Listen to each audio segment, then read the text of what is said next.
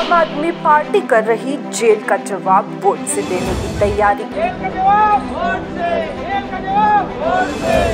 CM Kejriwal के समर्थन में आयोजित किया वॉकथॉन। आम आदमी पार्टी ने रविवार को जेल में बंद दिल्ली के मुख्यमंत्री अरविंद केजरीवाल के समर्थन में जेल का जवाब वोट से वॉकथॉन कार्यक्रम आयोजित किया। इस कार्यक्रम में दिल्ली के मंत्री गोपाल राय और सौरभ भारद्वाज और मेयर शैली ओबरॉय सहित पार्टी के वरिष्ठ नेता उपस्थित थे।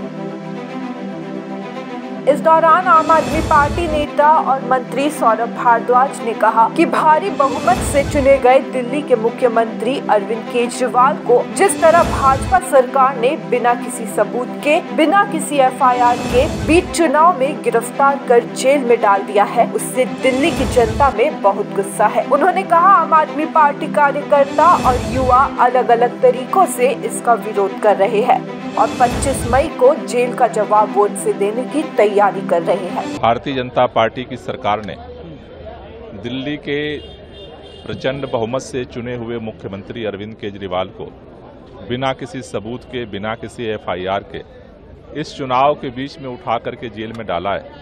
इसको लेकर के लोगों में काफी गुस्सा है। चाहे इस दिल्ली का नौजवान हो, चाहे बुजुर्ग हो, महिलाएं हों, समाज का हर तबका इस बात से दुखी है कि आखिर भारतीय जनता पार्टी की सरकार अपने काम के आधार पर वोट मांगने की जगह काम करने वाले मुख्यमंत्री को उठा करके जेल में क्यों डाल दिया। आज चारों तरफ दिल्ली के हर कोने से एक ही आवाज उठ रही है कि इस तानाशाही को हटाना है और इस बार काम करने वाले सांसदों को जिता करके संसद के अंदर भेजना है। आम आदमी पार्टी के कार्यकर्ता, युवा अलग अलग तरीके से इस जेल का विरोध कर रहे हैं और 25 मई की तैयारी कर रहे हैं कि वोट की ताकत से हम इस जेल का जवाब देंगे।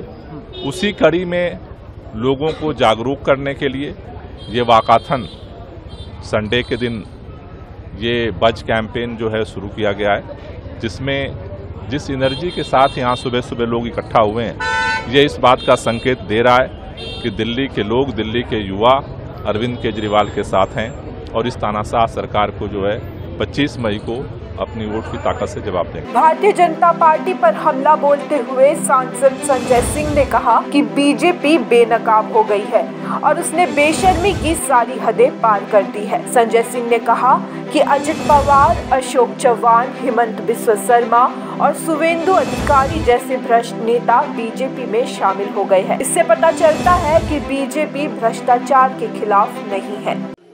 बीजेपी पूरे देश के सामने नंगी हो चुकी है और उन्होंने बेशर्मी की सारी हदें पार कर दी।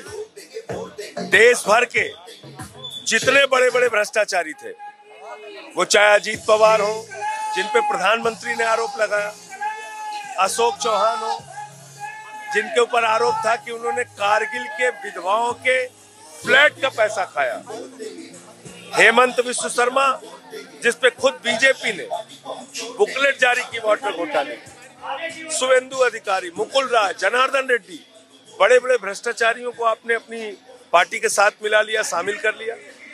ये क्या दिखाता है? ये दिखाता है कि मोदी जी को भ्रष्टाचार से परहेज नहीं है। भ्रष्टाचार के खिलाफ जब बीजेपी बोलती है तो लगता है ओसामा बिन लादेन और डाकू गब्बर सिंह अहिंसा पे उपदेश दे रहे हैं। तो इसलिए इस कार्यक्रम के माध्यम से हम जन जन को जगा रहे हैं और दिल्ली की जनता वैसे भी जिस तरह से उनके मुख्यमंत्री, उनके लाल को, अरविंद केजरीवाल को जेल में डाला गया है, दिल्ली की जनता जेल का जवाब वोट से देगी और आप देखिएगा 7 की 7 सीटें इंडिया गठबंधन की आएंगी। News desk report, such the reality.